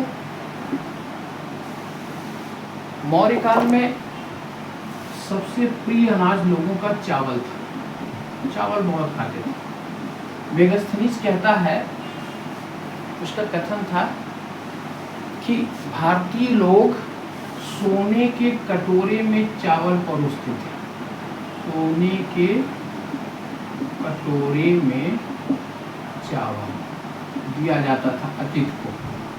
ठीक है, सारे गेहूं, दाल, धान जो भी सब ये सब होता ही था, लेकिन सबसे निकृष्ट खेती, मैं आपको जहाँ से प्रश्न आता वहाँ सबसे निकृष्ट खेती कौटिल्य ने बताया था ईख। ईख को उसने हानिकारक माना था, ईख को हानिकारक माना था। निकृष्ट खेती, ये कहा था ये ज़्यादा जल जो है ग्रहण करता है, ज़्यादा जल की आवश्यकता होती है, इसलिए यह अच्छी खेती नहीं मानी जाती। निकृष्ट खेती कौटिल्य ने ईख को बताया था, और शेष सब था चावल ज़्यादा उपयोग में लाया जाता था। ठीक है, अब आपको बता दें कृषि के बाद क्या था, उद्योग। उद्योग में बढ़ई का, धातुओं का और चर्मकारों का उद्योग, और यहाँ पर रेशमी, सूती, शान, कपास, ये सब सारे वस्त्र, ठीक, उद्योग यहाँ पर बहुत फेमस थे। यहाँ पर आपको बता दें काशी, बंग, पुंड्र, ये सब बंगाल में था। कलिंग, मालवा, ये सब सूती वस्त्र के लिए बहुत फेमस स्थान थे। काशी, बंग और पुंड्र, कलिंग, मालवा। काशी और पुंड्र ये रेशमी वस्त्र के लिए बहुत फेमस था, रेशमी वस्त्र के लिए बहुत फेमस था। ठीक है, उस समय जो प्रमुख केंद्र थे, नगरीय केंद्र थे, आपको बताऊं काशी, कौशाम्बी, पाटलिपुत्र और कौशल, उज्जैन, तक्षशिला, ये प्रमुख नगरीय केंद्र थे उस समय। ठीक है, यहाँ व्यापार जो होता था इस काल में, आंतरिक और बाह्य दोनों व्यापार प्रचलित थे। बाह्य व्यापार मतलब विदेशी व्यापार, ठीक। आंतरिक व्यापार आप ध्यान रखिएगा, ये जो प्रमुख केंद्र थे यहाँ से संपादित किए जाते थे। और बाह्य व्यापार के लिए दक्षिणी, पूर्वी और पश्चिमी तट, समुद्र तट, तो पश्चिमी समुद्र तट में सबसे प्रमुख बंदरगाह था, समुद्र तट में सबसे प्रमुख बंदरगाह था भृगु कच्छ। भृगु कच्छ, इसको भरूच भी कहा जाता था, भरूच। ठीक, ये सबसे प्रमुख बंदरगाह था, यहाँ से आयात निर्यात होता था। और एक बंदरगाह था शोपारा, ठीक। और पूर्वी तट पर हम देखते हैं यहाँ ताम्रलिप्त प्रमुख बंदरगाह। यहाँ जो सीरिया, मिस्र, फारस, इन सब देशों के साथ हमारा व्यापार होता था। और खासकर जो निर्यात की वस्तुएं थी, यहाँ आपको प्रश्न यहाँ पे पूछेगा कि क्या प्रमुख निर्यात किया जाता था। ठीक है, इन देशों को जो निर्यात किया जाता था उसमें हाथी दांत की बनी वस्तुएं, हाथी दांत की बनी वस्तुएं, सीपियों का निर्यात किया जाता, सीपियों, कछुओं का निर्यात किया जाता था, ठीक। और बहुमूल्य लकड़ी निर्यात की जाती थी, बहुमूल्य लकड़ी। और आपको नील और रंग ये यहाँ निर्यात किए जाते थे, ठीक। आयात में क्या था? आयात में दास और घोड़ा, ये दो प्रमुख आयातित वस्तुएं थी, ठीक है। ये प्रमुख थी और सब थी, लेकिन आप निर्यात में देख लीजिएगा हाथी दांत की बनी वस्तुएं, सीपी, कछुआ, बहुमूल्य लकड़ी, नील, रंग, ठीक है। आंतरिक व्यापार, हमने आपको कल या परसों के लेक्चर में मैंने बताया था कि प्रमुख जो मार्ग था वो उत्तरापथ का मार्ग, ठीक। उत्तरापथ ये पुरुषपुर या पुष्कलावती से शुरू होता था, पुरुषपुर से कहाँ जाता था? ये पाटलिपुत्र होते हुए ताम्रलिप्त तक जाता था। ये प्रथम मार्ग था, सड़क मार्ग। उसके बाद एक सड़क मार्ग आपका था भृगुकच्छ से मथुरा, ठीक। एक सड़क मार्ग था पाटन से कौशाम्बी, और एक सड़क मार्ग था आपका पाटन गुजरात में पड़ता था, से कौशाम्बी। एक सड़क मार्ग था पैठण, प्रतिष्ठान ऑब्लिक पैठण में लिख देता हूँ, से श्रावस्ती, ठीक है। ये चार, एक उत्तरापथ हो गया और एक ये दक्षिणापथ था, ठीक है। कौटिल्य ने इस पथ को ज्यादा लाभदायक बताया था। आप भूलिएगा नहीं, प्रश्न ऐसे आ जाएगा, कमीशन ऐसे उठा के दे देगा कि कौटिल्य ने किस मार्ग की चर्चा की थी, और चार ऑप्शन आपके सामने दे देगा और आप कंफ्यूज्ड, किसको माने? भृगुकच्छ को माने कि प्रतिष्ठान से आपका श्रावस्ती माने कि पाटन से मथुरा माने, ठीक है। आप जितने ही कंसंट्रेट होके पढ़ेंगे वो इतना ही अच्छा आपके दिमाग में कैद रहेगा, ठीक। सर पहला मार्ग बता दीजिए कौन सा था? आप लिख लीजिए पुरुषपुर से ताम्रलिप्त या पुष्कलावती से ताम्रलिप्त, बीच में उसमें तक्षशिला और पाटलिपुत्र भी आते थे, ठीक है। अब यहाँ सर्वाधिक यह इसलिए था कि यहाँ से सोने, चांदी, हीरे, सीपी, माणिक का व्यापार होता था। ये काफ़ी फर्टाइल था इनके लिए व्यापार, और इसलिए ये जो है काफ़ी अच्छा माना कौटिल्य, ठीक है। ये हो गया। और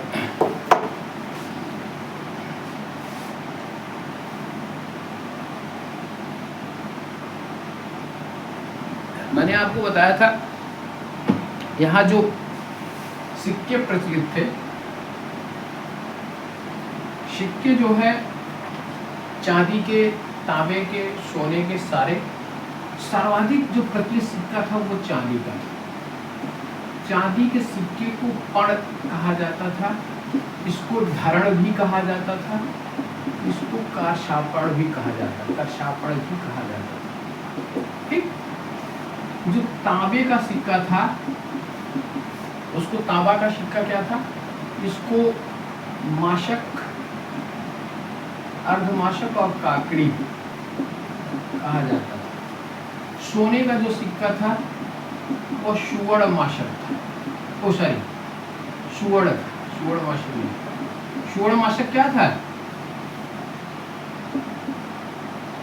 बता सकते हैं? मैंने इसकी चर्चा की थी आपसे। सुवर्ण माशक और सुवर्ण, फिर मैंने आपको उधर परमाण, रथ चक्र, विपुट, लिच्छा, युकामाद्य, आढ़क, प्रस्थ, कुडुम्ब, ये माप की इकाइयाँ थी। आप लोग याद रखिए, शब्दावली यहीं से गूंजेगी और गुजरेगी, अब आपको पता नहीं चलेगा। ठीक है, फिर सर पे हाथ रख के कहेंगे वो सर तो पढ़ाए थे और मुझे याद नहीं थी। ठीक है, ये हो गया व्यापार वाणिज्य हो गया। मैंने बाट माप बता दिया मैंने आपको। हाँ, एक चीज़ दो तीन शब्दावली यहाँ और महत्वपूर्ण। देखिए आपको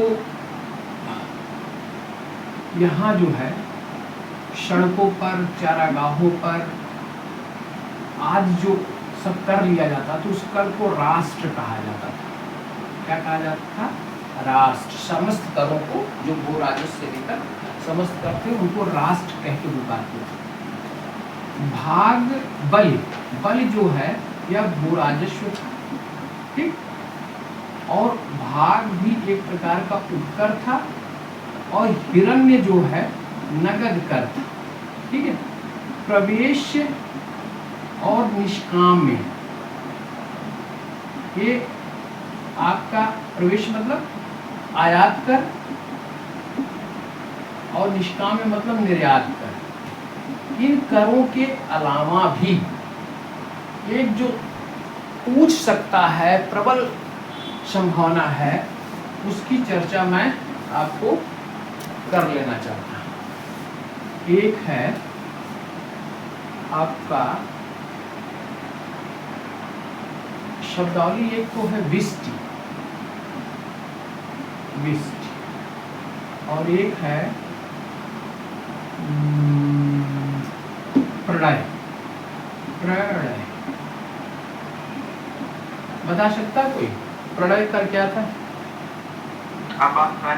शाबाश बेटा, बहुत अच्छा। सारे करों में से मैं फिर कहता हूँ, छोड़ दीजिए सब, लेकिन प्रलय कर को याद रखिएगा। आपात पूछ लेगा, छोटा सा दे देगा निम्नलिखित में से प्रलय कर क्या था।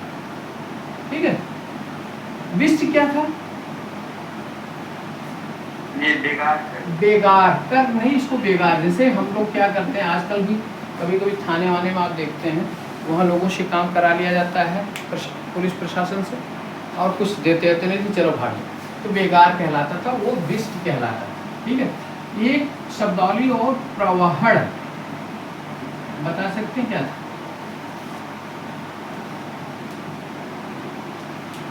ये तीनों को याद रखिएगा, और मैं फिर कहता हूं कि इसमें से एक प्रश्न आपको मिल जाएगा। ये मेरा अनुभव बता रहा है। प्रवहण क्या था? हम कुछ छोड़ना नहीं चाहते जो आने की संभावना, इसलिए मैं इस सब की चर्चा कर देना चाहता हूँ। कोई बताए?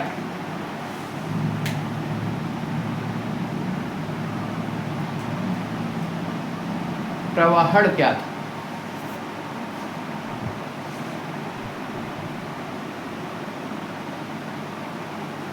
नहीं पता।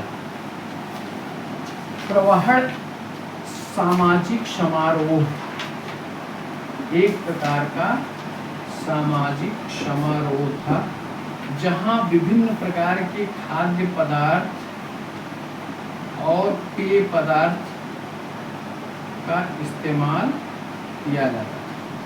ठीक है, इस शब्दावली को भी मत भूलिएगा, प्रलय कर को और विष्ट को भी मत भूलिएगा। ठीक, मौर्य काल में जहाज रानी पर पूर्ण नियंत्रण था राज्य का। ठीक, सिक्के ढालने, नमक, खान आदि पर पूर्ण राज का स्वामित्व था। ठीक, और शराब, जबकि मेगास्थनीज कहता था शराब का उपयोग भारतीय लोग नहीं करते थे, ये गलत स्टेटमेंट था उसका। यहाँ शराब भी लोग अपने समारोह में और इसका सेवन करते थे। ठीक है, तो ये पूरा का पूरा मैं आपको मौर्य प्रशासन से लेकर शासकों के विषय में सामाजिक, आर्थिक, राजनीतिक, प्रशासनिक सारी चीज़ें मैंने आपको बता दी। इसमें हमको 2-3 लेक्चर लेने पड़े, 3-4 दिन तो हो गया, लेकिन करीब करीब आपका मौर्य प्रशासन पूरा कंप्लीट। इतना अगर तैयार कर ले जाएंगे तो आपको कहीं दिक्कत नहीं आएगी, ठीक है। अभी आपके ऊपर डिपेंड करता है कि आप क्या कर रहे हैं, आप इतने अच्छे से इस टॉपिक को पढ़ रहे हैं। मैं तो कहूँगा जो जिन जिन बातों को, जिन जिन तथ्य को आपके सामने मैंने प्रस्तुत किया उनको ज़रूर दिमाग में रखिएगा। मैं बड़े अनुभव के साथ बता रहा हूँ आपको। प्रश्न यहाँ से 100% आने की संभावना है, ठीक। अब आपको एक प्रबल और अच्छा जहाँ से पूछा जाता है मौर्योत्तर आफ्टर मौर्योत्तर पीरियड। इसमें आपको मैं थोड़ा सा बता दूं कि मौर्यों के बाद मौर्योत्तर काल में भारत दो भागों में बढ़ जाता है, ठीक। एक उत्तर भारत का इतिहास अलग हो जाता है, दक्षिण भारत का अलग हो जाता है। उत्तर भारत में आपको शुंग वंश मिलेगा, शुंग वंश। ये आपको 180, देखिए 1-2 वर्ष का इधर उधर अंतर आपको मिलेगा। किसी बुक में आपको 83 मिल जाएगा, किसी बुक में 87 मिल जाएगा, किसी बुक में 85 मिल जाएगा। कहाँ?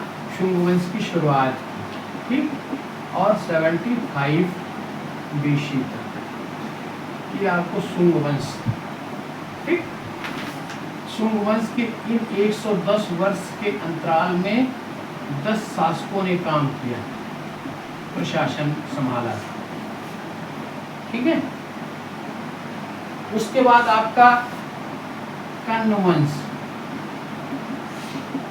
ये आपको 75 BC से लेकर 30 BC तक, ठीक। इसी शुंग वंश के शासन काल में उत्तर भारत पर विदेशी आक्रमण की शुरुआत हो जाती है। यद्यप विदेशी आक्रमण आपको पहले भी मौर्य साम्राज्य से पहले भी हुए हैं। पहला विदेशी आक्रमण ईरानियों का, फिर दूसरा आक्रमण सिकंदर का था, ठीक। फिर उसके बाद मौर्य साम्राज्य आता है और फिर आपको फिर विदेशी आक्रमण मिलेंगे, जहां आपको हिंद, यमन, ठीक, इंडो ग्रीक, ये आप 183 के आसपास से डेमेट्रियस का आक्रमण शुरू होता है। फिर उसको इसी में मेनांडर, एजेस फर्स्ट, कई शासक आपको, स्टेटो फर्स्ट, स्टेटो सेकंड, ये सब मिलेंगे, इंडियाल सब मिलेंगे। हिंद देवन आते हैं। हिंद देवन के बाद जो है आपको शक यहाँ पर 4 भागों में बढ़ते हैं।